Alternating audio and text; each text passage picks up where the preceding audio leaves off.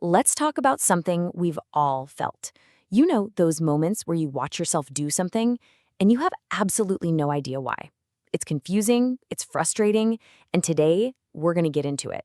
We're going to uncover the hidden architect inside your own mind. I mean, really think about it. Have you ever had a moment where you had a clear plan, a solid intention, and then you did the exact opposite? It's like some other force takes the wheel. Well, that feeling is a universal human mystery, and in this explainer, we're going to unravel it together. This right here is the battleground, isn't it? The gap between what we want to do and what we actually end up doing. You decide, okay, I'm going to be calm, and then bam, you're yelling. You decide healthy food only, and next thing you know, you're halfway through a bag of chips. Now, this isn't a lack of willpower. The source material for this explainer says there is a much, much deeper force at play. And here it is. This is the core idea. The source argues that our lives are pretty much run by a kind of hidden programming. These drawings, as they're called, get etched into our minds when we're really young, and they run on autopilot, totally outside of our awareness, controlling how we react long after we've forgotten they were even put there. This is the big question, right? If these drawings are calling the shots, we've got to understand what they actually are. So let's pull back the curtain. So the source uses a Hebrew word for this concept, Siyor. And probably the best way to think about it is as a mental blueprint.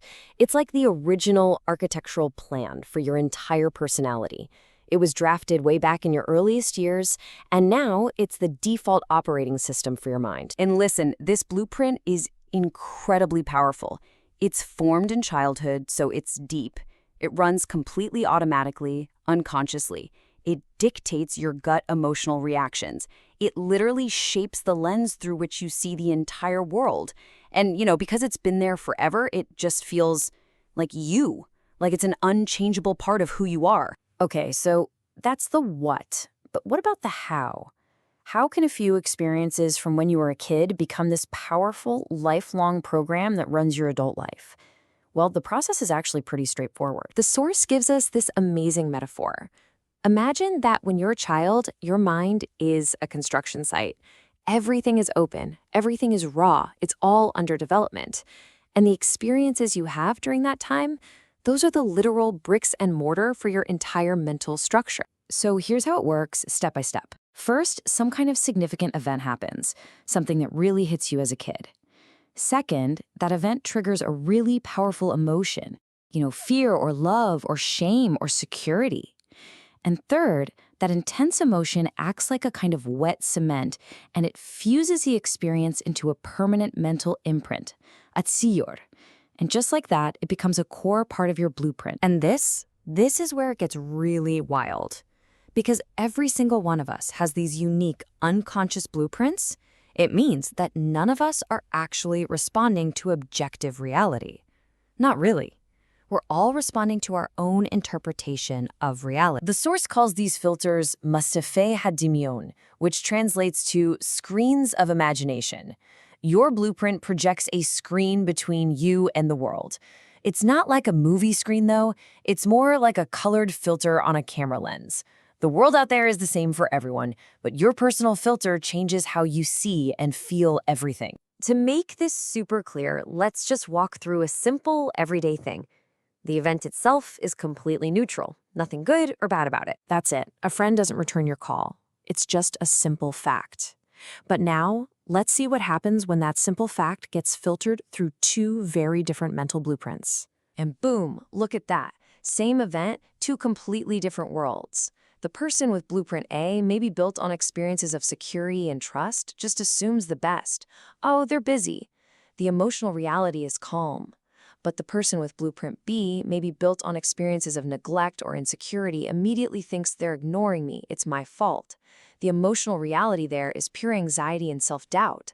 The friend didn't change, the blueprint did. The source gives this incredible real-world example of a man whose wife would just try to help him with something and he would lash out in anger. Why? Because his blueprint, which was formed with a controlling mother, was projecting that old drawing right onto his wife. He wasn't actually seeing her. He was seeing an echo from his past, playing out live on the screen of his imagination. Okay, so at this point, you might be thinking, This is depressing. Am I just a puppet of my childhood? It can definitely feel a bit hopeless. But the answer, according to the source, is a huge, empowering no. The key to our freedom lies in another core concept, bichicha. It's Hebrew for choice. And this is the game changer. Because while that blueprint operates automatically, we have a higher power. We have the ability to step in and override the program. We can consciously choose a different path. So, how do we actually do it? Well, here's the 3-step process. First, you have to acknowledge the pattern. When that old feeling comes up, that anger, that anxiety, you just notice it. You say, okay, there's that blueprint again. Second, you separate from it. You remind yourself, this feeling is an echo. It's a ghost from the old construction site. It's not actually about what's happening right now. And third, and this is the big one, you draw a new line. You consciously, deliberately choose the response you want to have instead of the automatic one the blueprint is shoving on you. And this is so important to understand. Learning about your blueprint isn't an excuse to blame your parents or your past for everything. It's the opposite. It's about empowerment. It gives you the information you need to take full, radical responsibility for your emotions and your actions, right here in the present. So what's the big takeaway from all this? It's simple and it's profound. You may not have drawn the original blueprint for your mind.